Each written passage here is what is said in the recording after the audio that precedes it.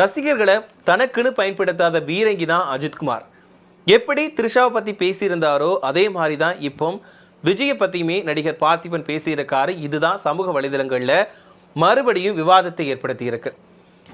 என்னன்னா, கொஞ்சம் நாளைக்கு முன்னாடி நடிகர் பார்த்திபன் வந்து ஒரு நிகழ்ச்சியில் கலந்துக்கிட்டு த்ரிஷா பற்றி பேசின விஷயம் ரொம்பவே பெரிய அளவில் சர்ச்சையாக விடுச்சுது. இதுக்கு உடனடியாக த்ரிஷாவை வந்து ரியாக்ட் பண்ணியிருந்தாங்க.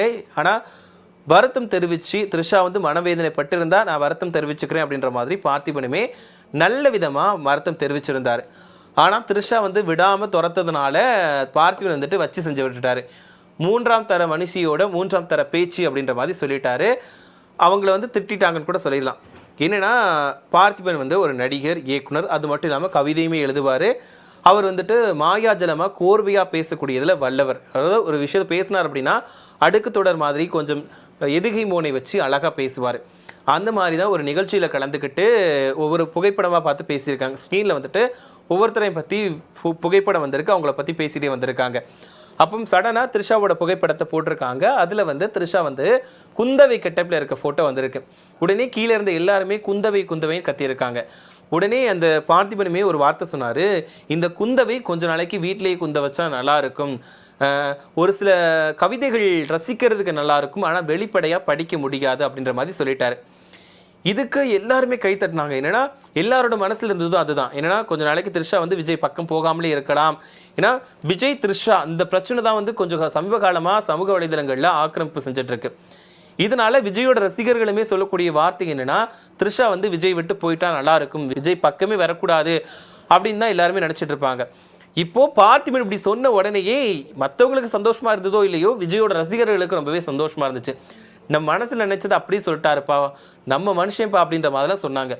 ஆனால் த்ரிஷா வந்து உடனடியாக இதுக்கு ரியாக்ட் பண்ணிட்டாங்க. ஏன்னா மைக்கு கிடைக்குங்கிறதுக்காக எல்லாரும் பேசக்கூடாது, இது வந்து அவங்களோட பேசுகிறவங்களோட தரத்தை காட்டுது, அவங்களோட அறிவு எந்த அளவுக்கு இருக்குது அப்படின்றத காட்டுது அப்படின்ற மாதிரி சொல்லிட்டாங்க.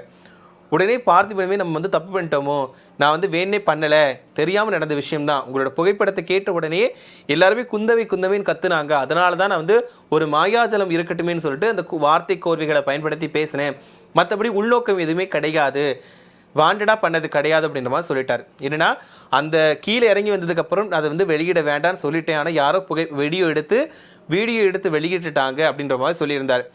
இருந்தாலுமே த்ரிஷா வந்து விடாமல் நீங்கள் வேண்டே தான் பண்ணீங்க அப்படின்ற மாதிரி ஒரு ட்வீட்டை போட்டாங்க. இதனால கொந்தளிச்சிட்டார் பார்த்திபன். இதுதான் மூன்றாம் தர மனுஷியோட மூன்றாம் கட்ட பேச்சுவார்த்தை, அதாவது மூன்றாம் மனுஷியோட மூன்றாம் தர பேச்சுவார்த்தை அப்படின்ற மாதிரி பேசிட்டு இவங்களுக்கு புரிதல் இவ்வளோதான் இருக்கும், நான் வந்து இவங்க இப்படி பண்ணுவாங்க தெரிஞ்சுதா கண்டிப்பாக நான் மன்னிப்பு கேட்டிருக்கவே மாட்டேன் அப்படின்ற மாதிரிலாம் சொல்லிட்டாரு. இது ஒரு 2-3 நாட்களாக சமூக வலைதளங்களில் பெரிய பரபரப்பாக பேசப்பட்டுச்சு.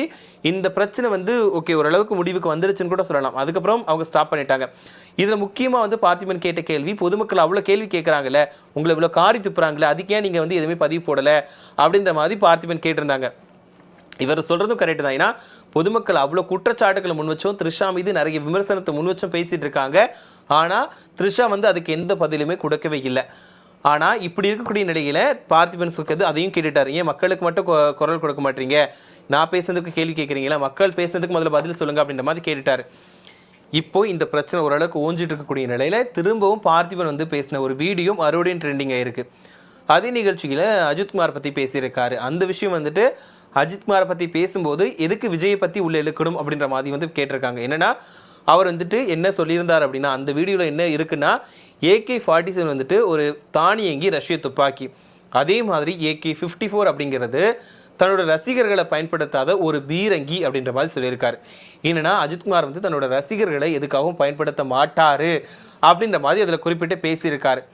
எப்படி AK-47 வந்து தானியங்கியாக இருக்குதோ அதே மாதிரி தான் AK-54 அஜித்குமாருமே வந்துட்டு தானியங்கியாக இருக்கார், ரசிகர்களை பயன்படுத்திக்க மாட்டார் அப்படின்ற மாதிரி சொல்கிறாரு. இதில் வந்து மறைமுகமாக விஜய் வந்து ரசிகர்களுக்கு மட்டும்தான் வச்சுருக்காரு, ரசிகர்களை தனக்குன்னு பயன்படுத்திக்கிறாரு, ரசிகர்களை வச்சு தான் எல்லாமே பண்ணுறாரு அப்படின்ற மாதிரி வந்து இவர் மறைமுகமாக தாக்குறாங்க அப்படின்ற மாதிரி எல்லாரும் விமர்சனத்தை முன் வச்சுட்டு இருக்காங்க.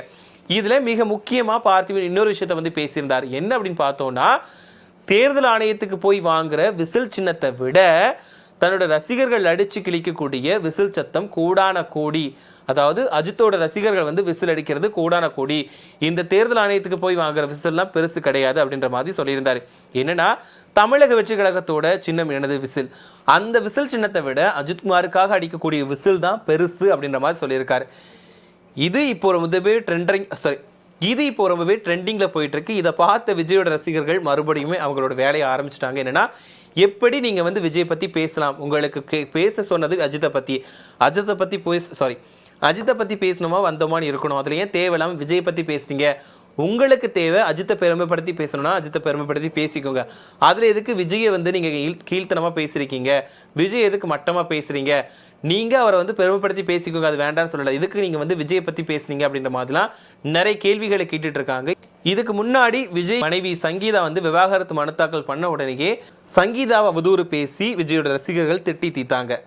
இது வந்து பெரிய அளவில் பார்க்கப்பட்டுச்சு. என்னன்னா, எப்படி ஒரு அண்ணின்னு தூக்கி வச்சு கொண்டாடின ஒரு நபரை விஜய்க்காக இவ்வளோ மட்டமாக பேசுகிறாங்க, அவதூறு பரப்புறவர்களே பேசுகிறாங்க அப்படின்ற மாதிரி நிறைய பேர் கேட்டாங்க.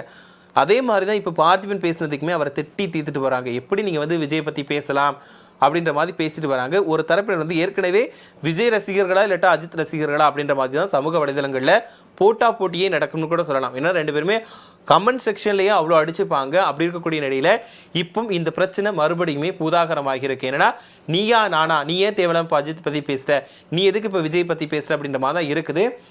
எப்போவுமே விஜய் அப்படி சொல்கிறாரா இல்லைன்னு தெரியல, பட் அஜித் வந்து சொல்லுவார், எனக்காக யாருமே சண்டை போடாதீங்க, தேவையில்லாத விஷயங்களை பற்றி பேசாதீங்க, எனக்காக யாருமே வந்து நிற்காதீங்க, ஃபஸ்ட்டு உங்கள் குடும்பத்தை பாருங்கள் அப்படின்னு சொல்கிறது தான் அஜித்தோட வழக்கமாக இருக்கும். ஸோ இந்த பிரச்சனை தான் இப்போ வந்து சமூக வலைதளங்களில் போயிட்டுருக்கு. ஏற்கனவே பார்த்திபன் த்ரிஷா பிரச்சனை ஒரு பக்கம் ஓஞ்சிக்கிட்டு வரக்கூடிய நிலையில் இப்போ பார்த்திபன் விஜய் அப்படின்ற மாதிரி பிரச்சனை போயிட்டுருக்கு. இது எங்கே போய் முடிய போகுது அப்படிங்கிறது தெரியல. பட் இருந்தாலும் பார்த்திபன் பேசுனதை பற்றி என்ன நினைக்கிறீங்க? அவர் பேசுனது சரியா தப்பா? இதில் விஜய் ரசிகர்கள் வந்து கொந்தளிச்சுட்டு வராங்க, அதை பற்றி என்ன நினைக்கிறீங்க அப்படிங்கிற உங்களோட கருத்துக்களை மறக்காமல் கமெண்ட்டில் சொல்லுங்கள்.